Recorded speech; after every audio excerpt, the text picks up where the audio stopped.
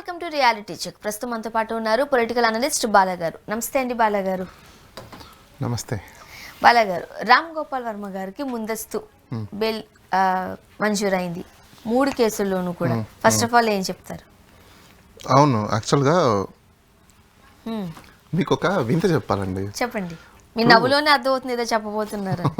ఎందుకంటే చాలామంది పాపం రామ్ గోపాల్ వర్మ గారికి బెయిల్ గురించి చాలా ఉత్సాహంగా అంటే రాదేమో అంటే రకరకాల కథనాలు మీడియాలో చూసాం మనం. ఈరోజు వాళ్ళ పరిస్థితి ఏంటని ఆలోచిస్తున్నాను అంత. ఓకే, అంతకుమించి ఏం లేదు. అంటే ఎందుకంటే అసలు మనుషుల్ని ఈరోజు మనుషులుగా చూసే స్వభావాలు నిజంగా లేవేమో అని ఒక డౌట్ వస్తుంది. అంటే మీడియా ఛానళ్ళు డివైడ్ అయిపోవడం మరి అంటే ఒకటి నేను వాళ్ళ తప్పు అని నేను అనను, ఎందుకంటే వాళ్ళ యొక్క మేనేజ్మెంట్ లైన్ అలా ఉంటుంది. సో పాపం వాళ్ళు తప్పదు. నాకు అన్ని మీడియా ఛానల్స్లో మిత్రులు ఉన్నారు, ఎడిటోరియల్స్లో ఉన్నారు, జర్నలిస్టులలో ఉన్నారు, యాంకరింగ్స్లో ఉన్నారు. బట్ వాళ్ళు చెప్తుంటారు మేమేం చేయగలుగుతాం సార్, మా మేనేజ్మెంట్ లైన్ అది తప్పదు, మీకు తెలిసిందే కదా. బట్ నోయింగ్ వెరీ వెల్ నేను కూడా ఏమంటాను, ఓకే అండి మీ ఇష్టం, మనం అంతకుమించి ఏం చెప్పలేం. మీరు కూడా అంతే కదా. ఏదైనా ఒక కేసు తీసుకున్నారు అనుకోండి, ఏ కేసు తరపు నుంచి అయితే మీరు తీసుకున్నారో వాళ్ళ తరపు నుంచే మాట్లాడాలి కదా. అది రైట్ ఉన్నా రాంగ్ మాకు మీకు తేడా లేదా? ఏంటి తేడా? 4th ఎస్టేట్కి మాకు తేడా లేదా? వర్క్ గురించి చెప్తున్నాను నేను. ఇంకొకటా కాదు, ఎవరి పని వాళ్ళు చేసుకోవాలి. That's what I'm telling. Lawyer యొక్క డ్యూటీ ఏంటంటే క్లయింట్ వచ్చిన వాడిని ప్రొటెక్ట్ చేయడం. ఓకే, అంటే జర్నలిస్టుల డ్యూటీ ఏంటి? నిజాన్ని నిర్భయంగా చెప్పడం. నాకు ఒకటి నిజం అనిపిస్తుంది, అది నేను నిర్భయంగా చెప్తున్నా. అది మీకు అబద్ధం అనిపిస్తుంది, దానికి నేనేం చేస్తా? మీరు మీ ధోరణిలోనే మాట్లాడతాను. అబద్ధం నాకేం చేస్తాను కాదు. జర్నలిస్టులకి కొన్ని ఎథిక్స్ ఉన్నాయి తెలుసా మీకు? నిజమా అబద్ధమా అని చెప్పేసి మీ ఊహల్లో ఊహించేసుకొని మీరు చెప్పేస్తే సరిపోదు. దానికి కొన్ని పారామీటర్స్ ఉన్నాయి. జర్నలిస్ట్ ఎథిక్స్ కోడ్స్ అని ఉన్నాయి. దానికి సోర్స్ ఆఫ్ ఇన్ఫర్మేషన్ అనేది ఉంటుంది, అది పెట్టాలి ముందు. తెలుసా మీకు? తెలుసు. మరి అరే నాకు ఒకటి నిజం అనిపిస్తుందండి. అనిపించేది మీరు పెట్టకూడదండి. మీకు చెప్పింది అదే ఇప్పుడు నేను అనేది. మీరు అనిపించింది నాకు నిజం అనిపించింది నేను పెడతానంటే కుదరదు. జర్నలిస్టులకి కొన్ని రూల్స్ ఉన్నాయి. జర్నలిస్టులకి కొన్ని రూల్స్ ఉన్నాయి. మీకు అనిపించిందని పెట్టడానికి లేదు. మీకు అనిపించిన దానికి సోర్స్ ఉండాలి. మీరు ఓటు ఎట్లా వేస్తున్నారు? ఓటర్ కార్డు ఉంటే వేస్తారు. ఎందుకు? వాళ్ళు ఒక పర్టికులర్ పర్సన్ కి ఎందుకు వేస్తారు మీరు ఓటు? నేను అదే మీకు చెప్తున్నా. ఓటు వేయాలి, ఫస్ట్ ఓటు వేయాలి అంటే మీకు ఓటర్ కార్డు కావాలిగా. మీరేమంటున్నారు లేదు నేను ఓటు వేసేసే తర్వాత ఓటర్ కార్డు తీసుకున్నట్టుంది. సరే, నాకు ఓటర్ కార్డు ఉంది, నేను వెళ్ళాను, మీరు వెళ్ళారు, ఒక పర్సన్ మీరు ఎంచుకున్నారు, వేస్తున్నారు, ఎట్లా వేస్తారు? దట్స్ వాట్, అది ఎవరి విషయం వాళ్ళకి కదా. విషయం అంటే ఏంటి? అది మీ ఇష్టం. మీకు మనసులో ఒక పర్సన్ కరెక్ట్ అనిపించారు, మీరు వేస్తారు, అంతే. అది మీ ఇష్టం, అంతే. ఓకే, దానికి ఖచ్చితంగా ఈ పారామీటర్స్ లోనే మీరు లెక్కేసుకోవాలని ఎట్లా చెప్తారు? అంటే మీరు ఏమంటారు? జర్నలిస్టులు మా ఇష్టం, మాకు ఇష్టం అని చెప్తామంటారు. మా ఇష్టం అని కాదు. ఒక యాంగిల్, ఒక విషయం ఉన్నప్పుడు దాన్ని మీరు ఒక యాంగిల్ లో చూస్తే అది మీకు నచ్చుతుంది, నచ్చచ్చు. అంటే అది మీకు కరెక్ట్ అనిపించచ్చు, నచ్చచ్చు కదా. మీరు ఫస్ట్ తెలుసుకోవాల్సిందంటే జర్నలిస్ట్ కి యాంగిల్స్, ట్రయాంగిల్స్, రెక్టాంగిల్స్, స్క్వేర్లు ఉండవు. జర్నలిస్ట్ ఎథిక్స్ కోడ్స్ అని ఒకటి ఉంటది. సో ఇప్పుడు మీడియా వాళ్ళు ఒకళ్ళతో పుచ్చుకొని ఒకరి గురించి మాట్లాడడానికి లేదు. ఫస్ట్ పాయింట్, నేను అదే అంటున్నా, మాట్లాడకూడదు. కానీ అలాంటివి ఎక్కువైపోయాయి. కాబట్టి నేనేమంటున్నా, జర్నలిస్టులు అంటే అర్థము ఉన్నది ఉన్నట్టు ప్రజలకు చెప్పడం మీడియా త్రూ, అంతేగాని మిర్చి మసాలా వేసి చెప్పడం కాదు. First point. ఎందుకు ఈ విషయాన్ని నేను అదే పనిగా చెప్తున్నానంటే, మీకు తెలిసిందే ఆర్జీవి గారి విషయంలో సెపరేట్ గా కొన్ని మీడియా ఛానళ్ళు ఆయన మీద ఏ విధంగా కథలు నడిపారు అని చెప్పేసి నేను దానికోసం ఎక్స్ప్లెయిన్ చేసి చెప్పాను మీకు. ఎనీహౌ ఈ రోజైతే ఎట్టరేళ్ళకి ఆర్జీవి గారికి బెయిల్ అనేది, యాంటిసిపేటరీ బెయిల్ అనేది రావడం జరిగింది. 3 కేసుల్లో వచ్చింది. ఫస్ట్ ఆఫ్ ఆల్ జనరల్ గా ఇలాంటి కేసులు నడుస్తున్నప్పుడు బెయిల్ మంజూరు చేసే విధానానికి ఉండే కండిషన్స్ కావచ్చు, ఏ పరిధిల మేర బెయిల్ మంజూరు చేస్తారు, ఇలాంటి మంచి ఇన్ఫర్మేషన్ ఇవ్వండి. Depends upon case to case vary ఉంటుంది. ఇప్పుడు ఇవన్నీ సోషల్ మీడియాకి సంబంధించిన కేసెస్ కాబట్టి వీటిల్లో ఇవేమి హీనియస్ క్రైమ్స్ కాదు, లేకపోతే ఇవేమంతా ఇమీడియట్గా సీరియస్గా తీసుకొని చేయాల్సిన కేసెస్ కాదు.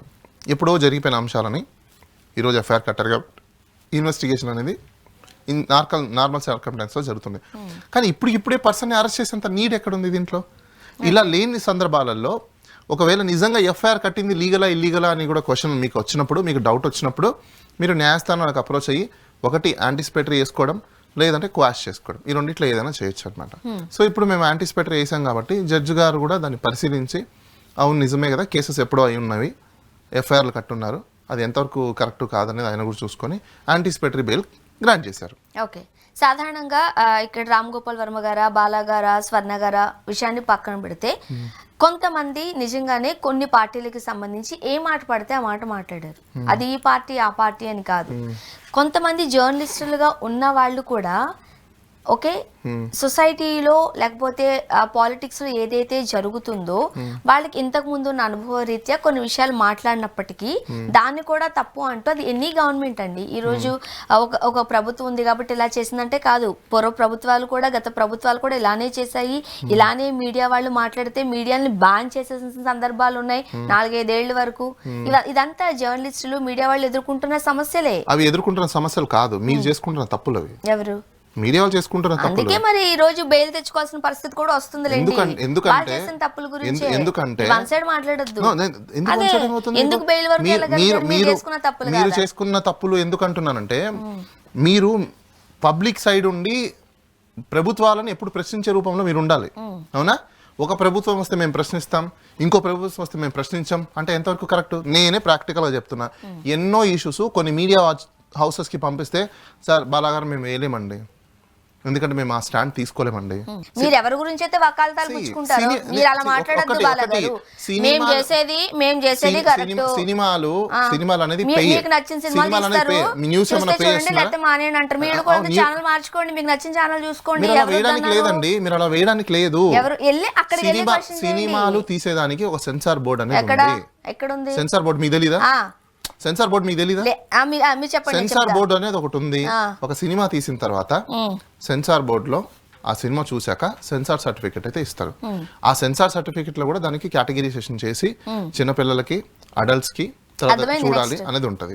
మరి ఆ సినిమాలు మీరు తీయద్దు చేయొద్దు అనే దానికి ఒక బోర్డు ఉంది అక్కడ. మీడియాకి కూడా అలానే ఏమి కంటెంట్ ఇవ్వాలి, ఏమి కంటెంట్ ఇవ్వకూడదు, ఎలా పబ్లిష్ చేయాలి, ఎలా పబ్లిష్ చేయకూడదు అనే దానికి కూడా వాళ్ళకి ఒక బోర్డు ఉంది. వాళ్ళకి కొన్ని రూల్స్, ఎథిక్స్, కోడ్స్ అన్ని ఉన్నాయి.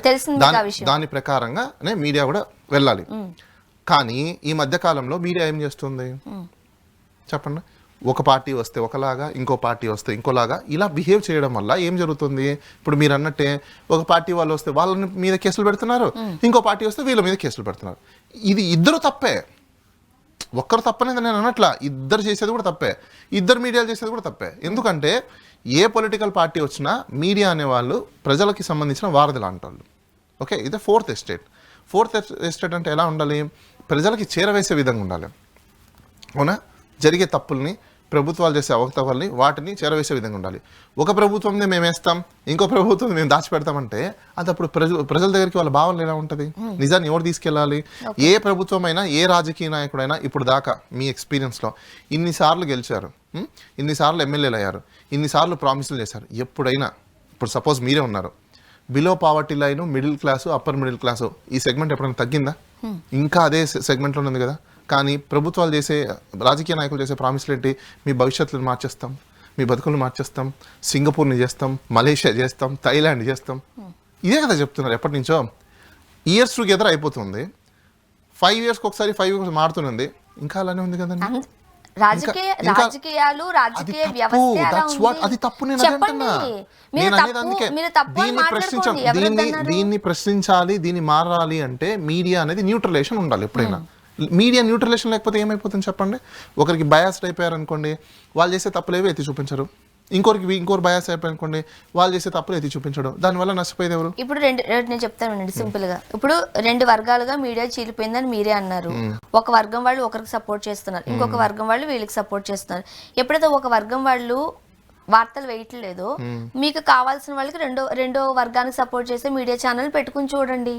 మీరు కూడా తప్పులు జరిగే చోట ఏవైతే ఉన్నాయో అవునండి కరెక్ట్, దాన్ని మనం మార్చుకోవడానికి ట్రై చేయాలని మనం ప్రజలకు ఎలివేట్ చేయాలి. మనం అది చేయకుండా మీరు అది చూడకండి, ఇది చూడకుండా అని ప్రజల అభిప్రాయాన్ని మనం రుద్దడానికి లేదు. ఎందుకంటే అది ప్రజల ఇష్టం కాబట్టి.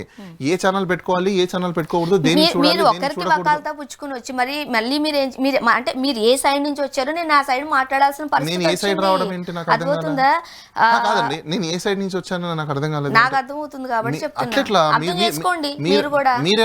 మీరెలా చెప్తారు? ఎలా అనుకుంటారు? అర్థమైందా? మీరు ఒక వర్గానికి సంబంధించిన వాళ్ళకి సంబంధించిన సినిమాలు తీస్తారు, మీకు ఇష్టమైతే చూడండి లేకపోతే లేదంటారు మీరే. ఇప్పుడు ఆర్జీవి అప్పుడు మీరు ఏమంటారు? ఆర్జీవి గారు ఒక వర్గం ఏంటి? ఒక వర్గం ఏంటి? ఎందుకు ఒక వర్గానికి సంబంధించిన వాళ్ళ సినిమాలే తీశారు? ఆయన రకరకాల సినిమాలు తీశారు. ఓకే, పొలిటికల్ గా ఎందుకు ఒక వర్గానికి సంబంధించిన సినిమాలు తీశారు? పొలిటికల్ గా ఆయన మహారాష్ట్రలో సినిమాలు తీశాడు, ఇండియా వైడ్ సినిమాలు తీశాడు, సర్కార్ లాంటి సినిమాలు కూడా తీశారు. అవునా? దానికి దీనికి సంబంధం లేదు కదా, అన్ని రకాల పొలిటికల్ పార్టీస్ లో ఉన్నాయి కదా. ఎవరు తెలుగు స్టేట్ కి సంబంధించి ఎవరు తీస్తారు చెప్పండి? ఎవరు వస్తే వాళ్ళకి తీస్తారండి. ఆయన డైరెక్టర్ అండి. ఆయన డైరెక్టర్. మిమ్మల్ని ఎవరు అప్రోచ్ వద్దన్నారు? మీకు మీడియా సంస్థలకు సంబంధించి ఏదైనా ఇష్యూ ఉన్నప్పుడు మీరు వెళ్ళి మాట్లాడండి. మీరు ఎట్లా సినిమాకి సంబంధించి బోర్డులు ఉన్నాయో మీడియాకి సంబంధించి చట్టాలు చూసుకోవండి. మేము చూసే విధంగా చేస్తాం. చేయండి. ఎవరు వద్దన్నారు మిమ్మల్ని? ఇప్పుడు మేము చేసేది ఎవరైనా ఆపేరా? మరి ఎందుకు మాట్లాడుతున్నారు? ఎవరు మిమ్మల్ని నేను అడిగింది ఏంటి? రామ్ గోపాల్ వర్మ గారికి ముందస్తు బెయిల్ వచ్చింది 3 కేసుల్లో, ఏంటండి అని అడిగాను. మీరు దానికి ఆన్సర్ చేయడం మానేసి ఇంకెక్కడికో మీడియాల గురించి ఇది కాదు. నేను అది నా నెక్స్ట్ క్వశ్చన్ ఏంటి? ఇలాంటి కేసుల్లో జనరల్ గా కోర్టులు ఎలాంటి పరిగణనలోకి తీసుకుంటాయండి? ఇంతకు ముందు నాకు తెలిసినంత వరకు ఎవరైతే కొంతమంది మాట్లాడారో అది అన్ని ప్రభుత్వాలకి సంబంధించో లేకపోతే అన్ని వర్గాలకు సంబంధించిన వాళ్ళు ఉన్నారని కూడా నేను ముందే చెప్పాను. మాట్లాడారు, కొన్ని మాటలు మాట్లాడకూడదు, అది ఎవరైనా సరే మాట్లాడకూడదు. సో అలాంటప్పుడు కోర్టులు 4 మొట్టికేలు వేస్తాయి. ఎవరైనా నాకు నచ్చింది కదా అని చెప్పి ఏ మాట పడితే ఆ మాట మిమ్మల్ని మాట్లాడకూడదు కదా, దానికి ఒక లైన్స్ ఉంటాయి. అది క్రాస్ చేసి మాట్లాడద్దమ్మా, మాట్లాడకండి అని చెప్తది.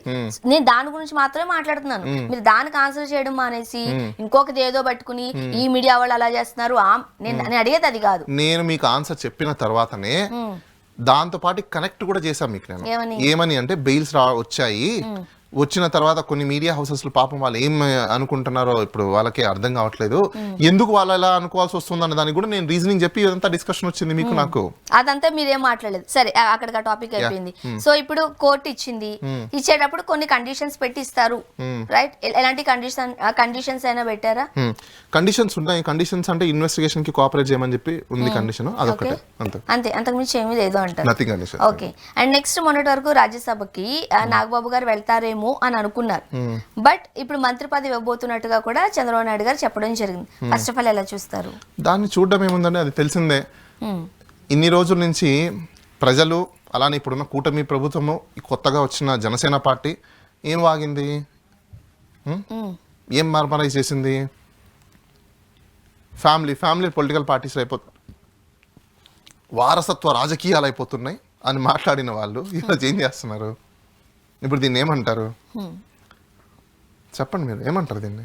ఏమంటారు? రాజకీయం అంటారు. రాజకీయం. ఓహో, అంటే వారసత్వ రాజకీయాలను వాళ్ళు చెప్పచ్చు అని నేను అనలేదు. ఇప్పుడు ఇదే పవన్ కళ్యాణ్ గతంలో ఏం చెప్పాడు? వారసత్వ రాజకీయాలను నేను అడ్డుకుంటాను అన్నాడు. ఈ రోజు ఏం చేస్తున్నాడు? Green mat, red mat, yellow mat, అన్ని మ్యాట్లు వేసి కమాన్ వెల్కమ్ అంటున్నారు. ప్రజలు తెలుసుకోవాలి, ప్రజలు ఆలోచించాలి, ప్రజలు ప్రశ్నించడం మొదలు పెట్టాలి. అడగాలి, ఏమయ్యా పవన్ కళ్యాణ్ నువ్వు కదా చెప్పావు వారసత్వ రాజకీయాలు నేను ఒప్పుకోను అని చెప్పేసి అని, ఈ రోజు ఏంది కుటుంబం మొత్తం అంతా లాగేసుకుంటాను అని చెప్తున్నావు, మరి నువ్వు ఎట్లా ఇస్తున్నావు అని అడగాలి. ప్రజలు అడగాలి, ప్రతిపక్షాలు అడగాలి. నీతులు సూక్తులు నీకేనా, నీతులు సూక్తులు ఇంకొకరికి కూడానా అని చెప్పేసి అని. మొన్న నాగబాబు గారు కూడా ఎక్స్ వేదికగా స్పందించారు. మా నాయకుడు నిస్వార్థపరుడు, రైట్? సో ఆయన అడుగు జాడల్లోనే మేము నడుస్తాము, మాకే పదవులు అవసరం లేదు, మాకేం అవసరం లేదని అన్నారు. బట్ ఇప్పుడు మంత్రి పదవి ఇస్తున్నట్టుగా కూడా రావడాన్ని, మొన్నటి వరకు పవన్ కళ్యాణ్ గారు ఢిల్లీలో అన్ని రోజులు ఉండడాన్ని, రైట్, అనేక మంది కేంద్ర మంత్రులను కలిశారు, అండ్ 1-to-1 గా కలిశారు, మోదీ గారిని కలిశారు. ఇవన్నీ కూడా నాగబాబు గారికి మంత్రి పదవి ఇప్పించేందుకే అనే గుసగుసలు వినిపిస్తున్నాయి. మీకేమనిపిస్తుంది? ఒకటండి, ఇప్పుడు గుసగుసలు లేకపోతే రసరసలు కంటే ఓపెన్ రియాలిటీస్ మనం మాట్లాడుకోవాలి. ఏ పొలిటికల్ పార్టీ అయినా పైకి చెప్పడానికి, ప్రజల్ని మోసం చేయడానికే తప్ప దాంట్లో మినహాయించడానికి పెద్ద పవన్ కళ్యాణ్ ఏమీ ఎక్సెప్షన్ కాదు. ఎందుకంటే పవన్ కళ్యాణ్ కూడా అదే రాజకీయాలు చేస్తున్నారు, రాజకీయ నాయకుడు. ఇప్పుడు వాళ్ళ తమ్ముడికి ఇవ్వాలి, సరే వాళ్ళ అన్నకి ఇవ్వాలని ఏదైతే ప్రపోజల్ తెలుగుదేశం పార్టీ లెటర్ మీద వచ్చిందో దాన్ని ఆయన నిజంగా అంత చిత్తశుద్ధి ఉండి, నిజంగా అంత నిజాయితీ పరుణ్ణి నేను అని ఆయన చెప్పుకునే విధంగా అయితే కన్నా, నో నేను నా ఫ్యామిలీ వాళ్ళని రానివ్వను, నేను ఇవ్వను అని చెప్పేసి ఒక మాట అనొచ్చు. ఆయన తిరస్కరించవచ్చు. తిరస్కరించలేదంటే అర్థం ఏంటి? ఓహో కొద్ది రోజులు అయిపోయిన తర్వాత అవునా నాకు తెలియదే, అలా ఇచ్చారా అని నేను ఆశ్చర్యపోనక్కర్లేదు. ఎందుకంటే వాళ్ళ భావజాలం అది. ప్రజలు ఎప్పుడైనా అడిగారనుకోండి మొత్తం అయిపోయిన తర్వాత, అవునా నాకు తెలియదు అసలుకి మా అన్నయ్య వచ్చారని చెప్పేసి అని, అయ్యో నేను అసలు ఆ సెగ్మెంట్ మర్చిపోలేదు, పనిలో ఉండి బిజీగా అయిపోయినట్టు. అదే వాళ్ళ భావజాలం. సో ఇలా ఉంటుంది వాళ్ళది. అండ్ పవన్ కళ్యాణ్ గారు ఎప్పుడూ లేనిది, అంటే ఇక్కడ మన స్టేట్ లో ఎప్పుడూ లేనిది, ఇప్పుడు ఢిల్లీలో విందు ఏర్పాటు చేస్తున్నారు ఘనంగా, కేంద్ర మంత్రులు వస్తున్నారు, పెద్ద పెద్ద విఐపీస్ అందరూ వస్తున్నారు. ఎందువల్ల ఈ రాజకీయాన్ని ఢిల్లీ ఏమీ లేదండి, తొందరలో ఆంధ్రప్రదేశ్ ప్రభుత్వానికి కొత్త సీఎం రాబోతున్నారు. అంతేనా? అంతే. ఓకే, ఎవరై ఉంటారంటారు? నెక్స్ట్ 10 ఏళ్ల వరకు కూడా చంద్రబాబు నాయుడు గారే అంటున్నారుగా. పవన్ కళ్యాణ్ గారు సీఎం కాబోతున్నారు. బీజేపీ పార్టీ తరఫున పవన్ కళ్యాణ్ గారు ఆంధ్రప్రదేశ్కి ముఖ్యమంత్రి కాబోతారు. మేబీ అందుకోసమే కదా వెళ్తారు, లేకపోతే ఏం పని ఉంటుంది చెప్పండి? 24 గంటలు తిరగడానికి సీఎం అవుతారు అంతే. ముఖ్యంగా అంటే నెక్స్ట్ 10 years వరకు మాకు చంద్రబాబు నాయుడే సీఎం అని చెప్తున్నారు కదా పవన్ కళ్యాణ్ గారు. అవన్నీ కామన్ అండి, పొలిటికల్ అది కూడా రాజకీయమే మరి, లేకపోతే పొలిటికల్ స్పీచెస్. ఇప్పుడు గురువుని మించిన శిష్యుడు అని అంటారు. ఎందుకు అంటారు చెప్పండి? గురువు ప్లేస్ని ఎప్పుడు పడగొడతారో శిష్యుడు అక్కడికి వెళ్తారో అప్పుడే కదా అంటారు ఎవరైనా గురువుని మించిన శిష్యుడు అని చెప్పేసి అని. దెన్ మరి గురువుని పక్క జరపకపోతే మనం ఆ ప్లేస్లోకి రాలేం కదండి, మరి చెయ్యాలి కదా. ఓకే, గురువుని మించిన శిష్యుడు అవ్వాలి అంటే. కాబట్టి ఆయన ఇప్పటి నుంచే రూట్స్. అండ్ మొన్నటి వరకు కూడా ఎమ్మెల్సీ పదవి ఇచ్చి, అంటే ఎమ్మెల్సీ ఇచ్చి మంత్రి పదవి ఇస్తారేమో అనుకుంటూ వంగవీటి రాధా గారు చాలా హోప్స్ పెట్టుకున్నారు. అది కాస్త ఇప్పుడు నాగబాబు గారికి వెళ్ళిపోయింది. సో ఇంతకు ముందు చంద్రబాబు నాయుడు గారిని రాధా గారు కలిశారు, రైట్? సో ఇది కూడా ఒక పెద్ద హాట్ టాపిక్, చర్చనీయాంశమే. హాట్ టాపిక్ ఏమైంది అందులో? నాకు తెలిసి ఆయన అసలు ఆయన యాక్టివ్ పొలిటీషియన్ అయితే కాదు. ఫస్ట్ ఆఫ్ ఆల్ ఆయనకి ఎందుకు ఇవ్వాలి? మేబీ ఆ పార్టీ వాళ్ళు అనుకుంటారు కదా, ఈయన వల్ల మనకు వచ్చింది ఏంటి, ఒరిగింది ఏంటి.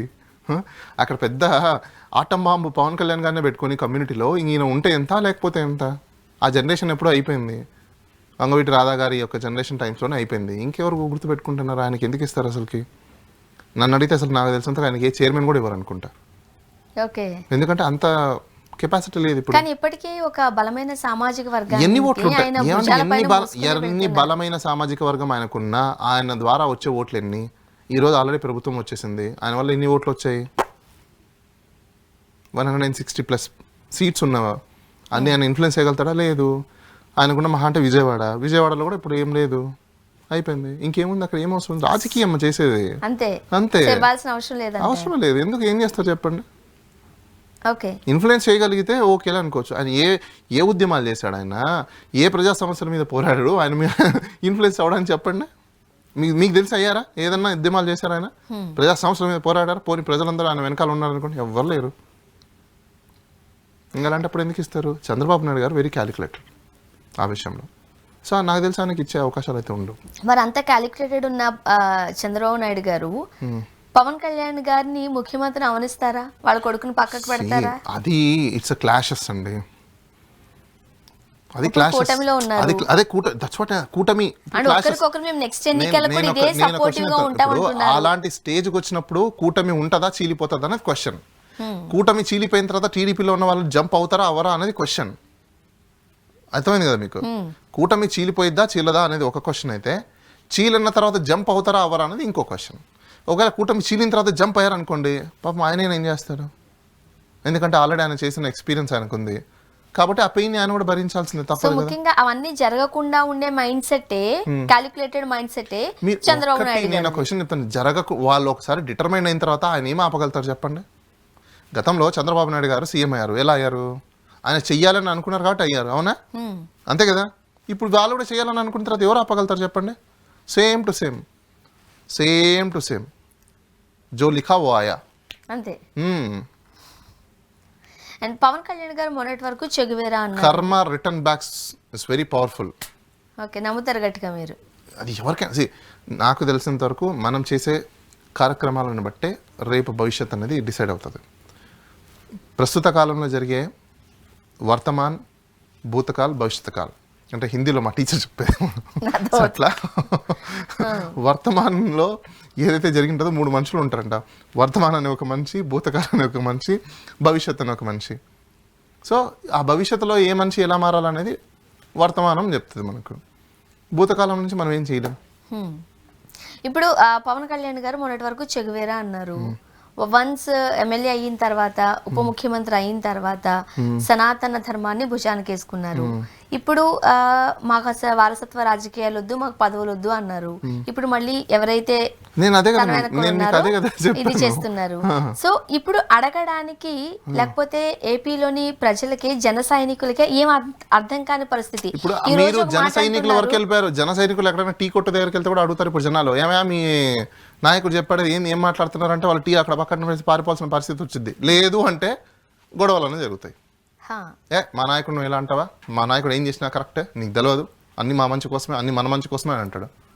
ఆడ గొడవలనే జరుగుతాయి. ఈ రెండింటిలో ఏదో ఒకటి కన్ఫర్మ్ జరిగింది. ఓకే, అంటే ఇలాంటి పరిస్థితుల్లో ఇప్పటి వరకు పవన్ కళ్యాణ్ ఏదో చేస్తారు అని నమ్మకం ఉంచిన వాళ్ళకి మాటల తేడా వచ్చేసరికి ఆ నమ్మకం నిలబెట్టుకునే పరిస్థితి ఉంది అనుకోవచ్చా? క్రెడబిలిటీ అనేది చాలా ఇంపార్టెంట్, విశ్వసనీయత చాలా ఇంపార్టెంట్ రాజకీయాలలో. విశ్వసనీయత లేకుండా, క్రెడబిలిటీ లేకుండా రాజకీయాలు చేయాలంటే ఏమో ఈరోజు బాగుంటుందేమో, బట్ రేపు అనే భవిష్యత్తు ఉండదు. రాజకీయాల నమ్మకం అనేది చాలా ఇంపార్టెంట్. ఎన్టీ రామారావుని ఇప్పుడుదాకా గుర్తుపెట్టుకుని దేనికి, ఆయన విశ్వసనీయత. అవునా? అలానే మన వైఎస్ రాజశేఖర రెడ్డిని ఎందుకు గుర్తుపెట్టుకున్నారు, ఎంజీఆర్ ఎందుకు గుర్తుపెట్టుకున్నారు, వీళ్ళందరూ విశ్వసనీయత ఉండడం గురించి గుర్తుపెట్టుకున్నారు. పివి నరసింహారావు, రాజీవ్ గాంధీ, వీళ్ళందరికీ ఒక క్రెడబిలిటీ అనేది, నెహ్రూ, క్రెడబిలిటీ ఉన్న పర్సన్స్ వాళ్ళంతా పబ్లిక్ ఫిగర్స్. వాళ్ళు పొలిటీషియన్ వేరు, పొలిటికల్ ఫిగర్స్ వేరు. పొలిటికల్ ఫిగర్స్ వస్తారు పోతారు, కానీ పొలిటీషియన్స్ ఎప్పుడు ఉంటారు. ఇవన్నీ పొలిటికల్ ఫిగర్స్ ఇవి. గాలి వచ్చింది లేదంటే వెళ్ళిపోయింది అంతే. ఇప్పుడు ఏపీ రాజకీయాలు ఒక రకంగా చెప్పాలంటే రోజుకో మలుపు తిరుగుతున్న పరిస్థితి. అంటే మలుపులు తిరగట్లేదండి, మలుపులు తిప్పుతున్నారు. ఓకే, ఎందుకంటే ఆంధ్రప్రదేశ్లో ఉన్న రాజకీయాలు ఏదైతే ప్రజలకు ఇచ్చిన హామీలు చేయలేకపోవడం వల్ల రోజుకు ఒక మలుపుని తిప్పేసి, చూసారా అక్కడ మలుపు తిరిగింది, చూసారా ఇక్కడ మలుపు తిరిగింది, చూసారా ఆ మలుపు తిరుగుతున్నాం అంటే మలుపుల్లోనే సగం టైం అయిపోయింది, ఇంకా స్ట్రైట్ రూట్ రాలేదు వెళ్ళడానికి అంటారు. అర్థమైనా మీకు? క్రాస్ లోనే అయిపోతుంది టైం అంతా, స్ట్రైట్ రూట్ వస్తే అప్పుడు నేను పికప్ పెంచుతానంటారు. అది అంటే కాస్త అగ్రెసివ్ పాలిటిక్స్ చేస్తున్నట్టుగానే మనం పవన్ కళ్యాణ్ గారిని చూడొచ్చు. రైట్, మొన్న కాకినాడ పోర్ట్ లో ఏం జరిగిందో తెలుసు, సీజ్ షిప్ అనేసారు అంతే. రైట్, సో దానికి సంబంధించి కూడా వేగిరమే చర్యలు తీసుకోవడానికి కూడా సిద్ధమవుతున్నారు, ఎంక్వైరీ వేశారు, ఇవన్నీ కూడా చూస్తూ ఉన్నాం. ఏం చెప్తారు మీరు? అసలు ఫస్ట్ ఆఫ్ ఆల్ జ్యూరిస్డిక్షన్ అనేది ఒక పాయింట్ ఉంటుంది, వారెంటో అనే ఒక పాయింట్ ఉంటుంది. ఆయనకు వారెంటో లేదు, జ్యూరిస్డిక్షన్ లేదు. కస్టమ్స్ వాళ్ళ డిపార్ట్మెంట్ సైడ్లోకి వెళ్ళేసి ఆయన దూరిపేసి సీజ్ ద షిప్. అసలు నన్ను అడిగితే కస్టమ్స్ వాళ్ళ ముందు ఆయన అరెస్ట్ చేసి లోపలేసి ఉండాలి. ఎందుకు అరెస్ట్ చేయలేదు నాకు ఎప్పటికీ అర్థం కావట్లే. పర్మిషన్ లేకుండా మీరు సీలోకి ఎలా వెళ్ళిపోయారు? ఆయన వెళ్ళింది సీలోకి. సీలో వెళ్ళాలని చేయాలంటే ఎవరు పర్మిషన్స్ తీసుకోవాలి? నావెల్ వాళ్ళది తీసుకోవాలి, సంబంధిత అధికారులదైతే మెరైన్స్ వాళ్ళని తీసుకోవాలి, ఆ షిప్ యార్డ్ వాళ్ళది తీసుకోవాలి. దెన్ అవన్నీ జరిగాయా? ఆయన మహా అంటే వాళ్ళకి లెటర్ రాసి వాళ్ళ మీద చర్య తీసుకుంటే వాళ్ళ గవర్నమెంటే కదా. మేడం మీరు ఒకటి పాయింట్, మీరందరూ ఒకటి తెలుసుకోండి, వాళ్ళ గవర్నమెంట్ అనేది ఆంధ్రప్రదేశ్లో ఉన్నది కూటమి గవర్నమెంట్. సెంట్రల్ గవర్నమెంట్ వేరు, కూటమి గవర్నమెంట్ ఆంధ్రప్రదేశ్లో ఉన్న రాష్ట్రం అది వేరు. ఈయన అంతగా అయితే సెంట్రల్ మినిస్టర్ అవ్వమని చెప్పండి, అయ్యి అప్పుడు వెళ్ళమని చెప్పండి. స్టేట్లో మినిస్టర్ అయ్యి నేను దూరుతాను నేను వెళ్తానంటే కుదరదు. అది అవి సెంట్రల్ గవర్నమెంట్ అండర్లో ఉంటాయి, అది తెలుసుకోవాలన్నా. ఓకే, సెంట్రల్ నుంచి ఏం ప్రైజ్ వస్తే నేను చూసుకుంటాను అన్నారు అది ఆయన. దాన్ని బట్టి మీకు అర్థమైపోవట్లేదా ఎంత బయాస్డ్గా గవర్నమెంట్స్ నడుస్తున్నాయని చెప్పేసి అని? ప్రజల సమస్యల మీద అసలు రైస్ అనేది ఎక్స్పోర్ట్ అనేది ఎక్కడైనా క్రైమా? First point. అది స్మగుల్ గుడ్ కిందకి వస్తుందా? కస్టమ్స్ వాళ్ళే చెప్తున్నారు it's not a smuggle good అని చెప్పేసి అని. అది స్మగ్లింగ్ కానే కాదని చెప్తారు. అసలు స్మగ్లింగ్ ఎలా అవుతుంది? అది ఏ బేసిస్తో స్మగ్లింగ్ అవుతుంది? పేదలకు అందాల్సిన రేషన్ బియ్యాన్ని మీరు అది గమనించాలి. ఫస్ట్ మీరు ఈ పని చేసేటప్పుడు పేదలకు అందించే రేషన్ బియ్యాన్ని ఎవరు వాళ్ళ దగ్గర నుంచి లాక్కోట్లా.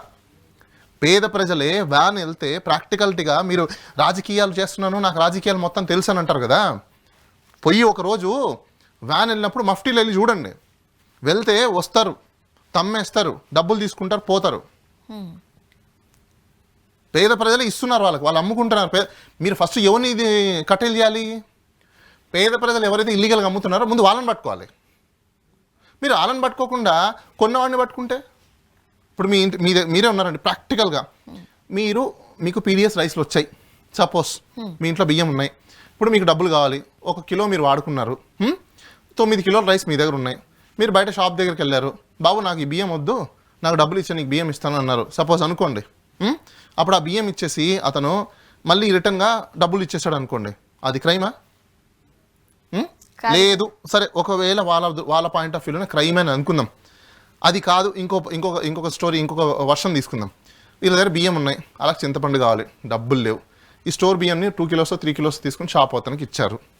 అతను చింతపండు ఇచ్చాడు, క్రైమా? చెప్పండి, క్రైమా? అలా ప్రొక్యూర్ చేసిన రైస్ అన్ని ఇంకొక ఆసామి తీసుకుని ఎక్స్పోర్ట్ చేస్తాడు, దానికి సంబంధించిన లైసెన్స్లు అన్నీ ఉంటాయి, అది స్మగుల్ కూడా. ఈ బేసిక్ కామన్ సెన్స్ లేకుండా minimum ethics, minimum rules, minimum procedure తెలియకుండా ఏ విధంగా ఈ ఆఫీసర్లు మాట్లాడుతున్నారు, ఏ విధంగా ఈ మినిస్టర్ మాట్లాడుతున్నారు, ఏ విధంగా ఈ డిప్యూటీ సీఎం మాట్లాడుతున్నారు, గ్రౌండ్ రియాలిటీస్ తెలుసుకోవాలి. లాజికల్ కన్క్లూజన్ లేకుండా మీ ఇష్టమా ఏమన్నా? ఏమనుకుంటున్నారు మీరు అందరూ? నాకు అర్థం కాల. This is not the 1980 century, this 2024 century. ప్రతి ఒక్కరు కూడా మీరు చేసే దానికి మీద everybody have a right to question you, that you must be remember. Why I'm saying this, ప్రతి పౌరుడు ఈరోజు ఎడ్యుకేట్ అయి ఉన్నాడు, గమనిస్తున్నారు, ప్రతి ఒక్కటి గమనిస్తున్నారు. ప్రాక్టికాలిటీస్ నేను మీకు చెప్పింది. ఇప్పుడు అది స్మగుల్ అని అంటున్నారు, ఏ బేసిస్ మీద స్మగుల్ అని అంటున్నారు మీరు? అసలు మీరు నన్ను అడిగితే ఫస్ట్ ఆఫ్ ఆల్ ఆఫీసర్లు అందరి మీద కంటెంప్ట్ వేయాలి, డిజోబీడియన్స్ ఆఫ్ యాక్ట్. ఎందుకంటే వాళ్ళకి ఇచ్చిన డ్యూటీస్ ఏంటి? ప్రజలకి రైస్, అది ప్రజలకి చెందకుండా రైస్ని ప్రజలకి ఇవ్వకుండా వెళ్ళిపోతాయి చూసారా, అది కరెక్ట్. ఇక్కడ ప్రజలు ఇస్తున్నారు ఇప్పుడు ఇది వరకు అంటే మాన్యువల్ అండి, ఇప్పుడు ఏంటి తమ్ ఇంప్రెషన్, ఆధార్ కార్డు తమ్ ఇంప్రెషన్. నేను అనేది తంబేసి తీసుకున్న బియ్యాన్ని వీళ్ళు అమ్మేస్తున్నారు అంటున్నారు, ప్రజలు అమ్ముకుంటున్నారు. ముందు పోయి వాళ్ళ మీద కేసు పెట్టండి అలాంటప్పుడు. ప్రజలు ఎవరైతే అమ్మేశారో వాళ్ళ మీద పెట్టాలి. ఆ బియ్యమా ఇప్పుడు అదే కదండి ఇంకా వెళ్ళేది, ఆ బియ్యమే కదా వెళ్తున్నాయి.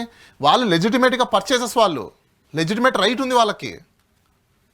ఇల్లీగల్ గా నువ్వు ఇల్లీగల్ అని అనుకున్నప్పుడు కొనింది ఎవరు, అమ్మింది ఎవరు? ప్రజలు. పోయి ప్రజల మీద కేసు పెట్టు, ఆ బియ్యం అంతా డిస్ట్రిబ్యూట్ చేయి, ఎక్కడెక్కడి నుంచి ప్రొక్యూర్ చేస్తారు ఆ మొత్తం వాళ్ళందరూ కార్డులు క్యాన్సిల్ చేయి. అలా అయితే చేయగలుగుతావా? చెప్పండి, చేయగలుగుతారా? ఉద్యమం స్టార్ట్ అయింది. ఎందుకంటే ప్రజల నీడ్ని బేస్ చేసుకొని మీరు డబ్బులు ఇవ్వాలి. వరదలు వస్తే ఒక ఇంటిలో మొత్తం 10 లక్షల రూపాయలు నష్టం జరిగితే 25,000 రూపాయలు ఇస్తే సరిపోదు. దాన్నే మైండ్ అప్లికేషన్ అంటారు, కామన్ సెన్స్ అంటారు. వాడికి 10 లక్షల నష్టం జరిగినప్పుడు ప్రభుత్వాలు మీరు కింద పడండి, మీద పడండి, ఎక్కడైనా పడండి, వాడికి దాన్ని కంపెన్సేట్ చేస్తేనే వాడి జీవితము, వాడి భవిష్యత్తు అక్కడి నుంచి ముందుకు సాగుతుంది. మీకు ఆ బేసిక్స్ కూడా తెలీదు. బడ్జెట్ లేదంటారు. బడ్జెట్ దేనికోసం? డబ్బులు. ఎవరు డబ్బులు? మీ డబ్బులు ఏమైనా పెడుతున్నారా? ఇది ఇంపార్టెంటా లేకపోతే మీ బడ్జెట్ ఇంపార్టెంటా? అండ్ ఉండవల్లి అరుణ్ కుమార్ గారు కూడా విభజన హామీలు ఇంకా అమలు కాలేదు, అది అమలయ్యేలా చూడండి అంటూ కూడా ఒక లేఖ రాశారు. మనం రాష్ట్రం విడిపోయి 10 ఏళ్ళు అయినా సరే ఇంకా విభజన హామీల కోసం మాట్లాడుకుంటూనే ఉన్నాం, డిస్కస్ చేస్తూనే ఉన్నాం. ఇంకా దానికి సంబంధించిన సత్వర న్యాయం ఏపీ ప్రజలకు జరగలేదన్నమాటే. అది ఎప్పుడో ఎక్స్పైర్ అయిపోయిన ఒక ప్రోడక్ట్ అండి అది. అంతే అంటారా? అది ఎక్స్పైర్ అయిపోయిన ప్రోడక్ట్.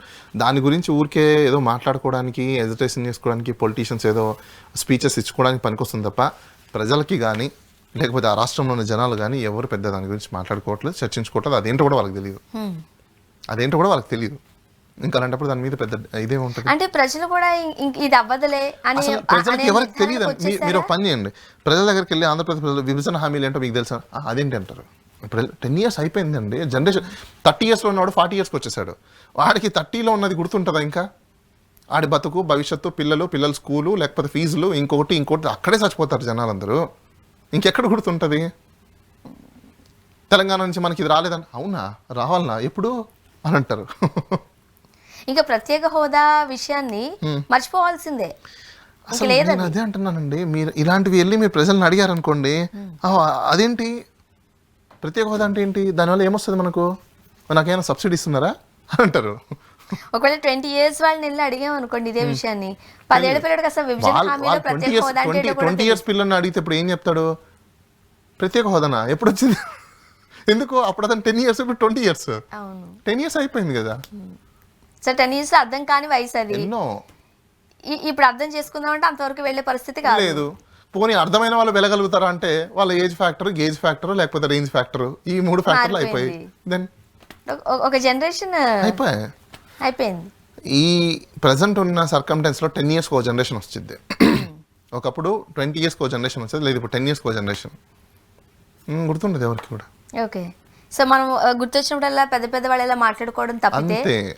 ఇంకా అది వచ్చింది లేదు, దాని గురించి మనమే నేను మీకు మర్చిపోలేము. క్లియర్గా ఒకటి చెప్తాను చూడండి, ఆంధ్రప్రదేశ్ రాష్ట్రము ఇంకొక 50 సంవత్సరాలకి కూడా హైదరాబాద్ని బీట్ చేయలేదు. ఎందుకంటే ఆ 50 సంవత్సరాలలో హైదరాబాద్ ఇంకా ఫార్వర్డ్ వెళ్ళిపోతుంది. డెమోగ్రఫీ లేకుండా ఏ స్టేట్ డెవలప్ అవ్వదు. It's very clear. డెమోగ్రఫీ అంటే జనాభా. జనాభా లేకుండా ఏ రాష్ట్రము ముందుకు సాగదు. నిజంగా కొత్త రాష్ట్రాలు ఏర్పడిపోయినప్పుడు రాష్ట్రాలు ఫస్ట్ ఏం చేయాలి, ప్రజలు ఉండడానికి సౌకర్యాలు, సదుపాయాలు, ట్యాక్స్లు అన్ని తగ్గించాలి, ఎక్స్పెన్సెస్ తగ్గించే విధంగా ఉండాలి. హైదరాబాద్లో 10,000 రూపాయలకి బతికితే అక్కడ 5,000 రూపాయలకి బతికి 5,000 రూపాయలు సేవ్ చేసుకునే విధంగా ఉండాలి. ఇక్కడ హైదరాబాద్లో 10,000కి బతుకున్న కూడా అక్కడ పోయాలనుకో అప్పులు చేసుకోవాల్సిన పరిస్థితి వస్తుంది. 15,000 రూపాయలు కూడా బతకలేకపోతున్నారు. దానికి అలాంటప్పుడు ఎలా అభివృద్ధి చెందుతుంది? కామన్ సెన్స్ పెట్టి ఆలోచించండి జనాలు కూడా. ఈవెన్ ఆయన పొలిటీషియన్స్ కూడా నేను చెప్తున్నా, మీరు ఊరికే భాషలు ఇచ్చుకోవడం కాదు, మీకు మేధావిలో తెలివితనం ఉంది, కానీ మీ మేధావితనము తెలివితనము ఎక్కడో మీరు 1-to-1 టీవీలలో కాదు ఇవ్వాల్సింది. మా లాంటి వాళ్ళని పిల్లంపించి కూర్చోబెట్టండి, అప్పుడు చెప్తాం మేము మీ మేధావితనం నిజంగా ఎంత ఉంటుందో. థ్యాంక్ యూ సో మచ్ అండి బాలగారు, మీ అభిప్రాయాలు మాతో పంచుకున్నారు. Thank you very much. ఇది వాళ్ళ రియాలిటీ చెక్. Stay tune.